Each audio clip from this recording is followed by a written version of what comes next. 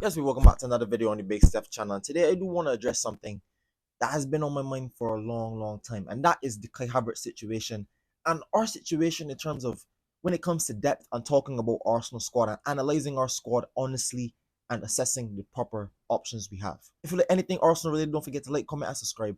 And let's really get into the crux of this conversation. And so, what do you think about that first half, though, even though it was a tricky start? Yeah, I mean, it was.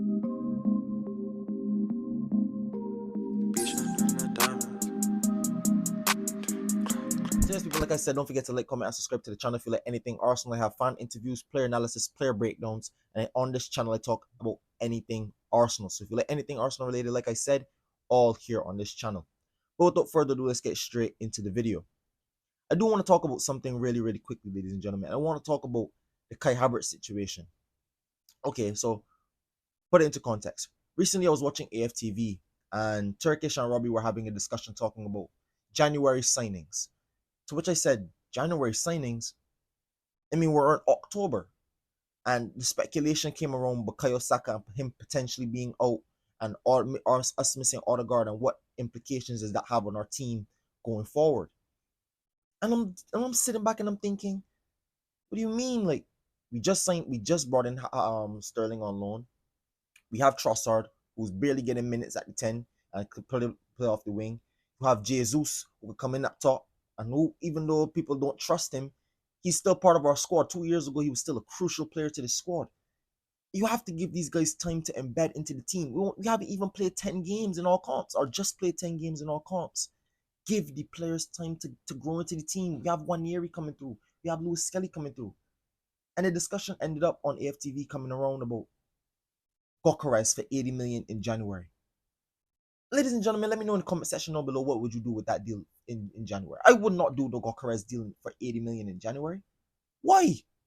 Kai Havertz has 22 goal contributions in 28 games since becoming a striker. The biggest thing for Arsenal over the last season with Kai Havertz was finding the right position for him and getting him to be consistent factor in this team. Because we see Mikel is not going to stop picking him. So we were saying, okay, if Mikel is not going to pick him, you got to find a place to put him and use him and make it good.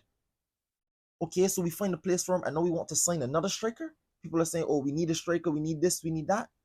Arsenal's problem is not strikers, ladies and gentlemen. I don't know how much times I need to come on here and speak about it. I don't think our problem is a striker. You might disagree, you might agree. I don't think our problem is a striker. Our problem has to be with the profiles of midfielders that we have in terms of creating and looking forward. We don't have many players that can turn on the half turn in tight pockets of spaces and create and play forward. The issue with Declan Rice playing in the 8 is Declan Rice doesn't have that ability. Declan Rice is better with the game in front of him. And even if Declan Rice plays as an 8, his best attributes at playing as an 8 is ball progression in terms of ball carrying ability. Declan Rice is a really strong, powerful runner with the football. That is his best attributes for him to play as an 8. And also the fact he could pick a pass and he's good at taking corners and stuff like that. So when I say good at picking a pass, I mean he can play through the lines a little bit, but he's not like a Martin Odegaard type of passer. But he can play. He can play. But playing through the lines and receiving it on the half turn and turning and facing up and beating a man or slipping through the channels is not what we have in Declan Rice. So when we see Mikel Merino come into the team, we might see a different Arsenal, and that might solve our issues. And then when we have the right profiles of Moreno, Rice, and Odegaard, that could solve our issues. But we don't need to run into a transfer market and talk about the transfer market. We're closer to the last transfer market that just ended in the summer to the next one. We're 3 months away from January. We're talking about signing players. Trust Jesus that we just brought in. Because I know a lot of people when Jesus first came in, they were really optimistic to give him time. Well, give him the time. Jesus has not played a full 90 minutes in his whole entire Arsenal career yet. I think probably one game, and that was Bolton, where he scored and assisted. No, given it's only League One opposition in Bolton, but you still have to perform. The thing about Jesus and the thing about Jesus and Sterling, I found, especially in the Southampton game, is that they're missing that match sharpness, or they're doing a bit too much to impress players. Like, for example, Jesus. I mean, he didn't have his best game for Arsenal against Southampton, but it just looked like he was trying to do too much keep it simple. He wanted to show his Samba ability, and he wanted to score goals. But sometimes you need to just calm down and play the game simple, and those things will come naturally in your game. And Jesus is a really good player, but we can't just throw these players out with the bath water just because they don't perform against Southampton, and you're thinking, oh, well, if they don't perform against Southampton, then when will they ever perform? Relax. There's a long, hard season. We've seen that players can go down with injuries at any time. With Bukayo Saka, who allegedly comes out today, he will be fit to take on Bournemouth. But I think this conversation in terms of bringing in players and signing players, especially a striker, is getting to a point where we have to really just sit down and really analyze truthfully this squad. We don't need a striker. We need profiles of midfielders to help score the goals. We have Kai Havertz, who's putting the ball in the back of net, and we have Jesus, who could come in and be a viable replacement. It was only 2 years ago, not even 2 years ago fully, where Jesus was one of the best strikers in this league. Well, a lot of people picked Jesus to win the Golden Boot. Jesus has been through ups and downs with injuries, and every time he comes back with the injury, he takes some time to get back into it. But ultimately, he gets back into it. Give the player time. He's just recovering. He's just getting the minutes in his legs. Give him time. Let's be sensible. We don't need to talk about a transfer market we don't need to talk about a January transfer market in October. It's unnecessary. Yes, it's unnecessary. I don't have any more words for it. I don't have any more words for it. But you, ladies and gentlemen, let me know in the comment section down below. I personally don't agree with it, especially. I know I'm not saying Gokares is a bad player, but everybody's saying, "Oh, Arsenal need a proven striker." If it was Gokares having Kai Havertz numbers right now, what would you say? If it was Isak in this team having Kai Havertz's numbers, what would you say? If it was Ivan Toney in this team, Ollie Watkins in this team, whoever you want to put in this team, Benjamin Sesko, anybody you want to put in this team, had Kai Havertz's numbers, what would you say? Don't be biased. Be honest.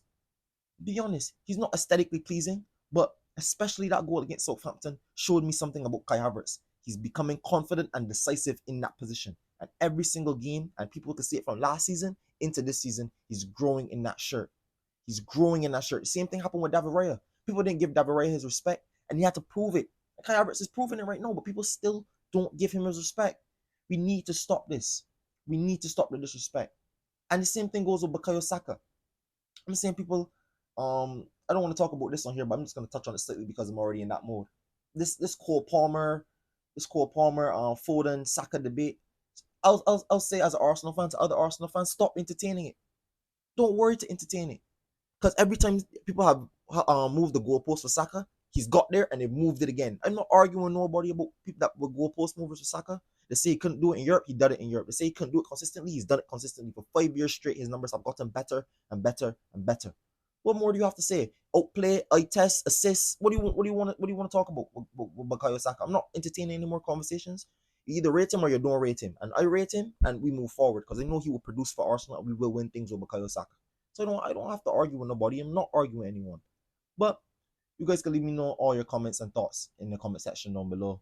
What do you think about the striker situation? What do you think about the Havertz disrespect? I think it's disrespectful to have a conversation about Gokares for 80 million when you have Havertz putting in the goals. I call it disrespectful because I know yes you want to improve a squad, but you wouldn't be doing this if we had a proper striker already. So why are we doing it? Give Kai Havertz his credit, man. Back the player.